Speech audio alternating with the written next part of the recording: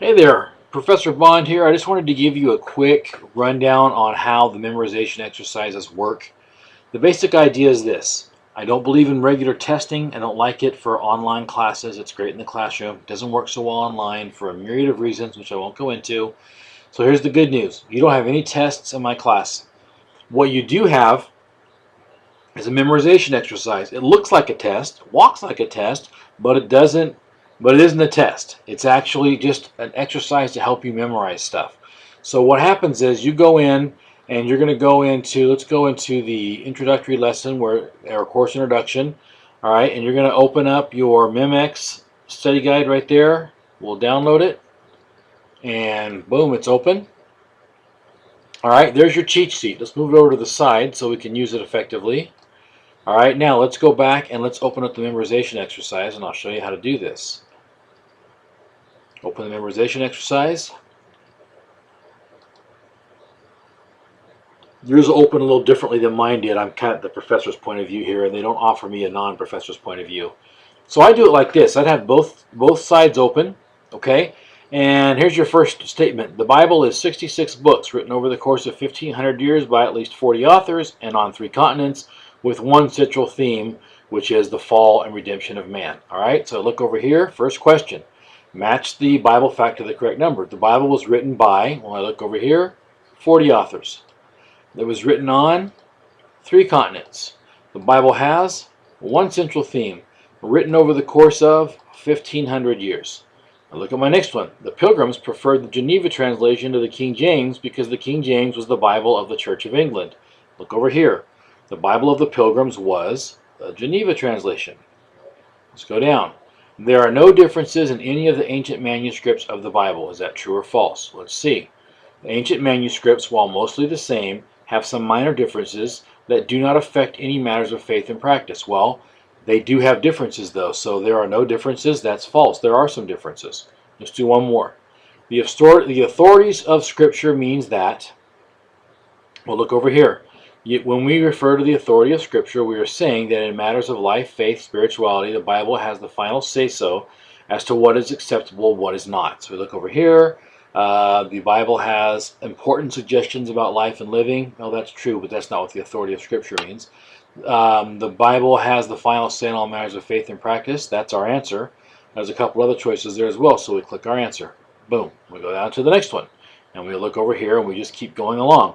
Now, sometimes there will be a question way down here, but it was answered way up here. Not very often, but just every once in a while, just to kind of keep you from going through this cheat sheet with rote memorization. Because what can happen is you can get to the point to where the idea is that you commit everything in the test to memory. Most people do this within the first 3 to 4 weeks.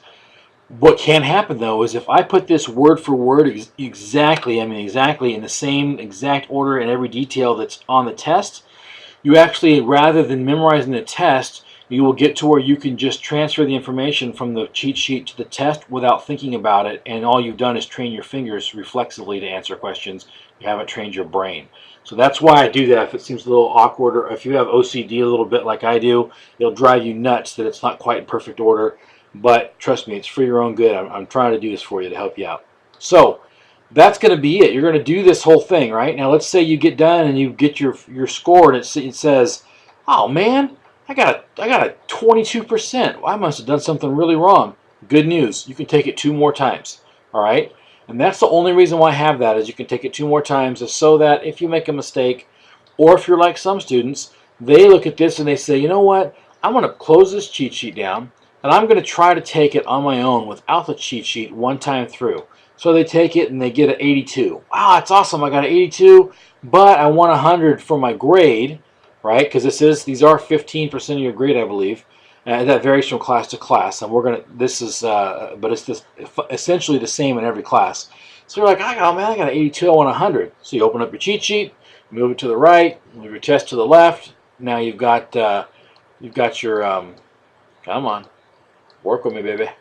You've got this bad boy going, and you use your cheat sheet and you get 100. And eventually you won't need a cheat sheet anymore. The only time I don't want you using the cheat sheet is on the last time in the class. So we get over here to week 5. You go down to the second one, your memorization exercise 5B. In the notes and in the instructions that pop up when you open the test, it's going to say close notes. I'll probably add that in here as well. I should have done that. It's going to say close notes, just test your knowledge, and you only get to take it one time. So this is your final, and it's on the honor system. You can have your notes open and you can cheat if you want to, but I figure I've given you the notes on every other quiz so you can get 100%.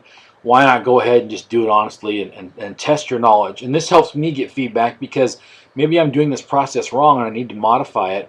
I'm not going to know that unless I see a bunch of bad grades on this. And to be honest with you, if I see a bunch of 40s and 50s, I'll bump your grades up so it doesn't hurt your rest of your class. Or if I find out you've got an 89.9 and I see you got a 50 on this because you just didn't have it memorized, I'm going to bump you up to a 90, and I'm going to go back and modify how I'm doing this memorization exercise. So this is something unique that I do, unique to my classes. You don't need to know this for other classes. You're not going to experience it in other classes, but it's my little thing, and I feel it works better than other forms of memorization.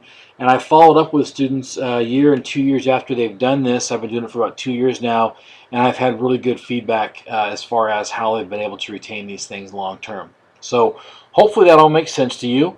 And God bless you guys. Enjoy your memorization exercises. It'll seem like work at first, but I promise you, after the first couple of weeks, it's going to be really easy. And what was taking you 45 minutes or an hour the first week will be taking you 10 minutes to 15 minutes by the third week. So it will get easier and faster. Don't be discouraged.